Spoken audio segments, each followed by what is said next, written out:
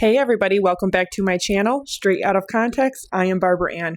Tonight we are going to talk about Gypsy Roseblanchard, Life After Lockup, Season 2, Episode number 8, The Bumpy Road Ahead. It immediately starts off with a scene of Gypsy Roseblanchard doing the audio for her book, My Time to Stand, the audio version, and talking about how it had a deeper meaning. She then goes on to say, life was taken and life was given. I wonder why that is, Gypsy Roseblanchard. Is it because you took a life and you were just negligent when it came to birth control or protection with Ken while you were married, actively married to Ryan Anderson? I don't know. It sounds like deliberate choices, not God, destiny, or fate. She then goes on to cry. And then the person that is helping her with the audio booth and the soundproof room goes on to ask her if she needs any tea. And she says, no, I'm okay. And how she records a special message to her unborn baby about one day she's going to learn about her ancestry. And she wants her to know that every choice that she has made in her life, whether it be right or wrong, and it has been in the hopes of having her. Gypsy Rose Blanchard, the same woman that was stealing baby clothes and baby necessities from Walmart and telling Nicholas Godejohn that on their daughter's 13th birthday, she was going to give her daughter's V card to him, her biological father. And this book of lies, absolute book of lies. She goes on to say that her daughter is going to one day read it. Are you, what? What? You want your daughter to read that filth? That's not a story. That is slandering the 3 lives that you took, Gypsy. She then goes on to talk about how she is doing driver's ed.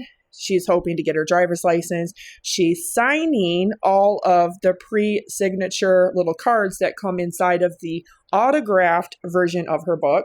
She also does 2 different podcast interviews promoting her book, My Time to Stand. And of course, you know that this all happened around December 10th, 2024. And then this is leading up to Friday the 13th, December 13th of 2024, when she then has her book signing, which was also a meet and greet. She just keeps reiterating versions of the same things that she has said before, even though she has been caught in so many lies and contradictions over the years. She's still maintaining the same exact thing, even though we have her medical records, and we know that in her medical records after 18, she was the one consenting to everything. She also had her mother listed as an emergency contact. So when she says that she never spoke, that's actually a lie, because we have medical records where it says directly patient reports. She then virtue signals all of society and the world by saying that she wrote this book.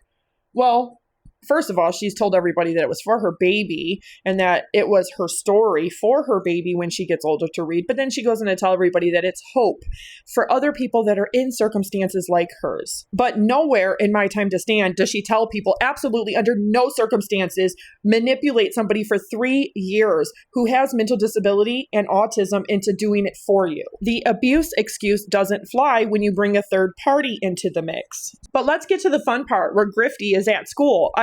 Where Gypsy Rose Blanchard goes to driving school. She looks very uncomfortable, kind of awkward, because she's a lot older, in her mid-30s than most of the other people, but that's okay, because different people learn to drive at different times in their life.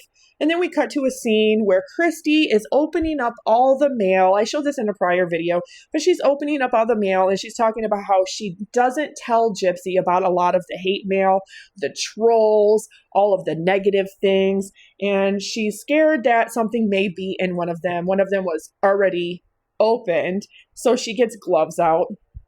And of course, the whole entire thing is leading up to the book signing.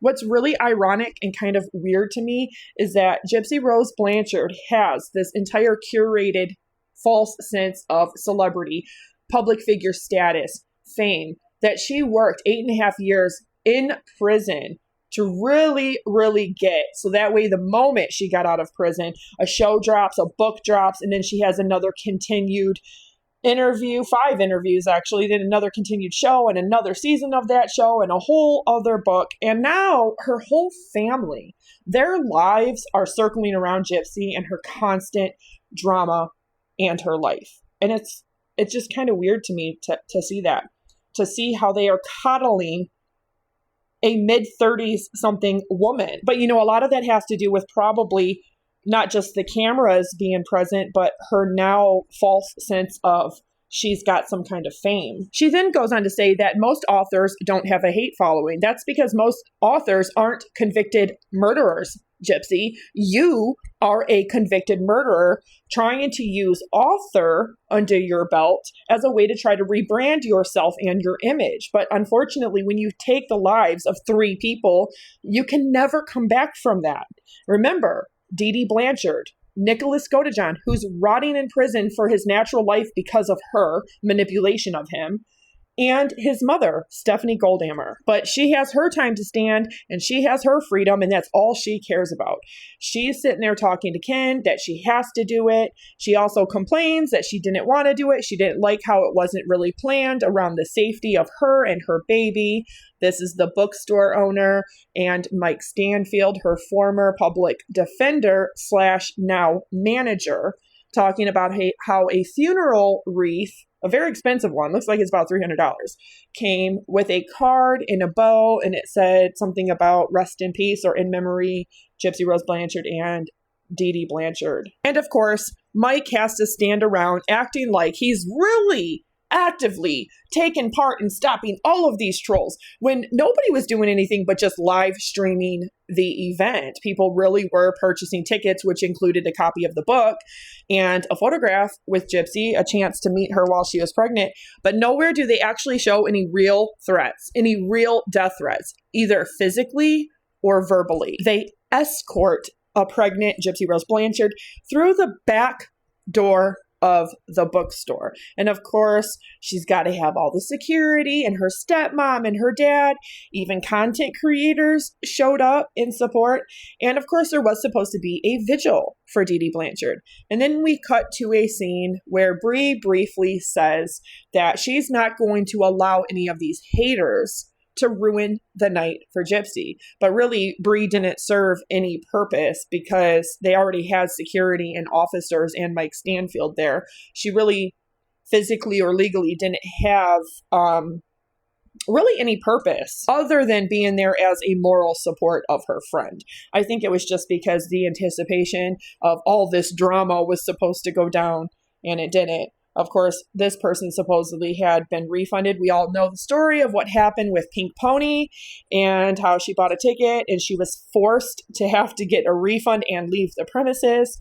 Then it goes to behind the scenes, Gypsy in the bookstore with everybody about to start to come in and meet her and take pictures with her. The bookstore owner looks extremely stressed as well. People that really do genuinely believe that Gypsy Rose Blanchard is a victim show up in support of her. Then we got the Lifetime cameraman right there. He's actually married and is on Instagram if anybody wants to go find him. But here's the problem. This little girl looks up to a convicted murderer because she actually believes Gypsy Rose Blanchard's bullshit about being an abuse survivor, though there was no evidence of that at all. And had Gypsy gone to trial, she would have probably gotten the death penalty, if not communed to life in prison. And Rod goes on to talk about how he's just so proud of her. He's proud of the support that she has and all of this. And it's sad because nowhere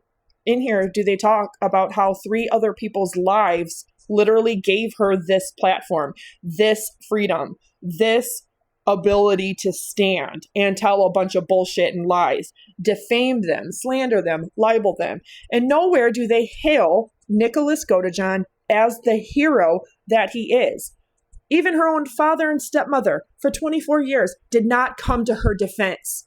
They had suspicions, but they never did anything. They didn't come and visit her or talk to her or save her and get her out of that situation, nor did she reach out and try. But for 3 years, she manipulates a man with mental disability and level 2 autism into helping her. If she really suffered all of this abuse, her family and her would be hailing Nicholas a hero because he's the only one that was ever in her life that came to her defense and did save her and freed her. But they're not. They're calling him a psychopath and a piece of shit, along many other things like, quote, autistic buttercup, unquote. And I've showed all of those in a video as well. There is one more episode. It's episode 9, and it's called Baby for Christmas.